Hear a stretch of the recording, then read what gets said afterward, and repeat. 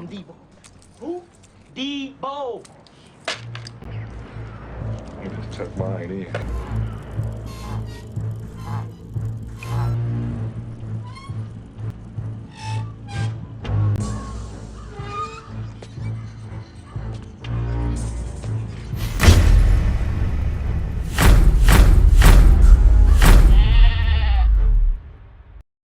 YouTube family, my name is Sheed and I am a school psychologist, behavior intervention specialist, and consultant.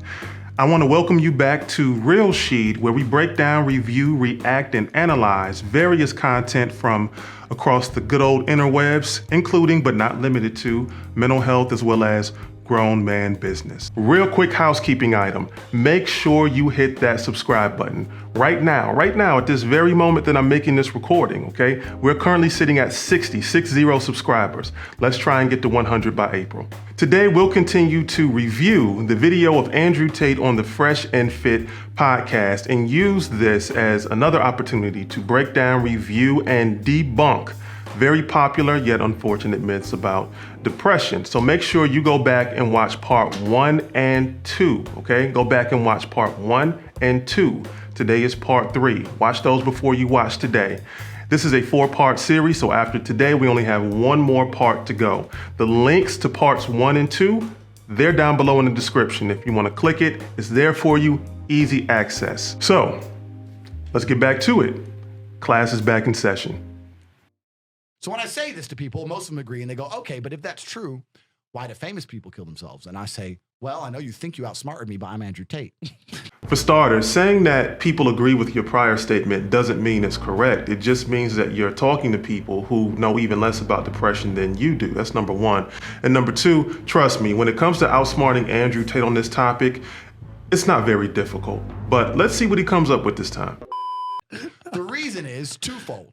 This absolute acceptance of depression and acceptance of weakness. When you accept anything, to a degree, you're promoting it. Weakness is promoted now in men. You know, sometimes weakness looks like being the most ignorant, repetitive, and loudest one in the room and taking a very hard stance on a topic that you know very little about. Weakness also can look like not challenging the loud, ignorant person in the room despite calling yourself alpha males. Yeah. So let's take Robin Williams as an example. Robin Williams killed himself. I was just going to say him. Yeah. Robin Williams, right? Famous. He could be banging 19-year-olds for the rest of his life. Multi-millionaire. Everyone loves him. How could he possibly kill himself? I'll tell you why. Because when he walked into the therapist's office and said, I feel depressed, the therapist said, okay, here's some mind-altering drugs. Start taking these. And then I need to see you 6 hours a day, every day. And we're going to talk about sad things for the next 10 years. Because he was in therapy for 10 years. Oh, God. If I had to take mind-altering drugs and talk about sad shit for 6 hours a day for 10 years, I'd kill myself. Your argument makes absolutely no sense. That's not how therapy works with depression. But do you want to know what effective treatments are available for depression and what they look like? Sure you do. Now, for the sake of this video and for saving time, we're going to lump the treatments for depression into 3 different categories. The first category we're going to talk about is psychotherapy. Yes, I know the psycho portion of that word is very unattractive. However, psychotherapy is just talk therapy. It's just talk therapy. This is what we traditionally think about when we think about therapy. Someone going in and talking to and working with a therapist, a psychologist, etc. Now, when we talk about psychotherapy, there are actually 2 kinds of psychotherapy that have proven to be very effective when it comes to depression. The first one is cognitive behavior therapy, or CBT, and that's actually the same one that I've been trained to do. Now, when we talk about CBT, the focus is on the thoughts that one associates with feelings and emotions and challenges those unhelpful cognitive distortions and behaviors, okay? Now, there's also interpersonal psychotherapy, or IPT. And the focus of IPT is on improving interpersonal relationships and social functioning to reduce stress. So, when it comes to therapy, you don't sit with a therapist every single day for hours a day for 10 consecutive years. That's not what therapy looks like. It's not. Now, another form of treatment is psychopharmacology. That is a very fancy word for medications, okay? So we're just going to say medications from here on out. But these are medications which target and regulate neurotransmitters, the very same neurotransmitters that we spoke about earlier, okay? And these fall under the category of antidepressants. Now, a couple of examples of these include selective serotonin reuptake inhibitors, or SSRIs, serotonin norepinephrine reuptake inhibitors, or SNRIs, and monoamine oxidase inhibitors, or MAOIs, okay?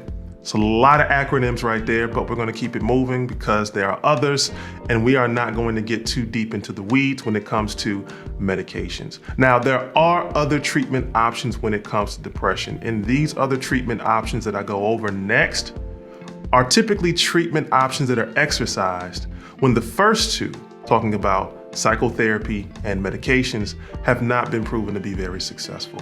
Now, under the category of other treatment options, the first thing we're going to talk about is ECT, or electroconvulsive therapy. Electroconvulsive therapy involves brief electronic stimulation to the brain while under anesthesia. And what it does basically is it triggers a brief seizure, all right?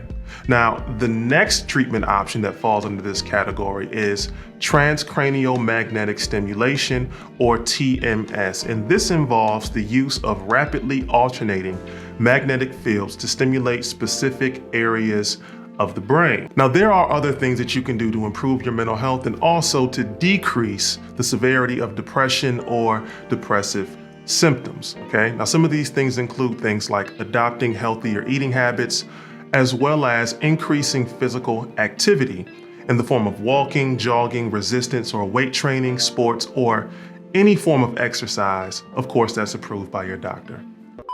But if he would have walked into the therapist's office and the therapist said to him, "You're Robin Williams. There are people in the world with no food. Yeah. There Facts. are families in Syria. I say this there every are time. school buses being bombed in Yemen. There are people who lost their entire family in a car crash today. You're Robin Williams, and everyone you love is in perfect health.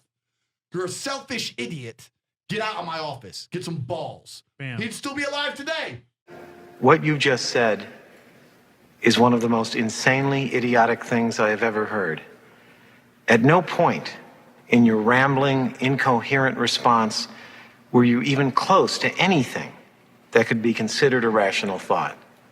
Everyone in this room is now dumber for having listened to it.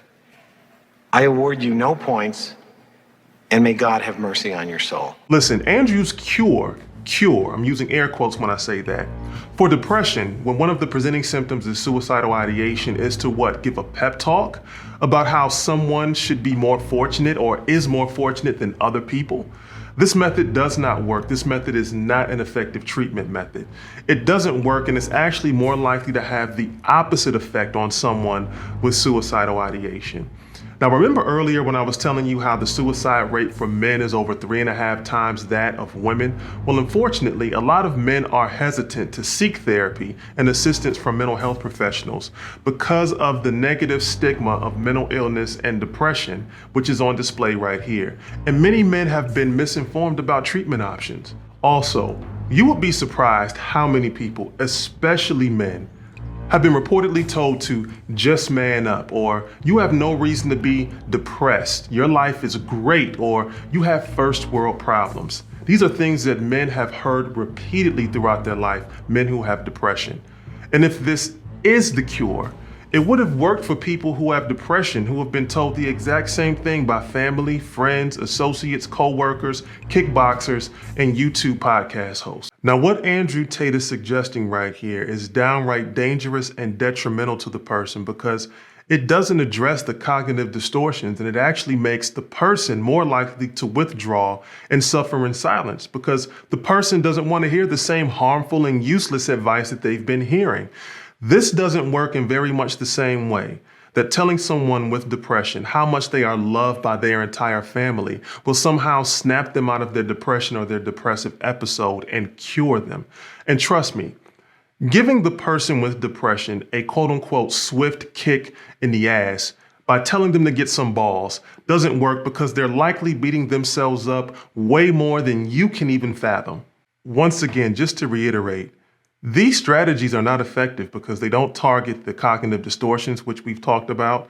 They also don't target the immense guilt, the low self-image, the low self-esteem that depression tends to put into the brain, and it doesn't equip people with the skills to modify the thought patterns that can help change their mood and behavior. It also doesn't address the brain chemistry evident in people who suffer from depression or depressive episode.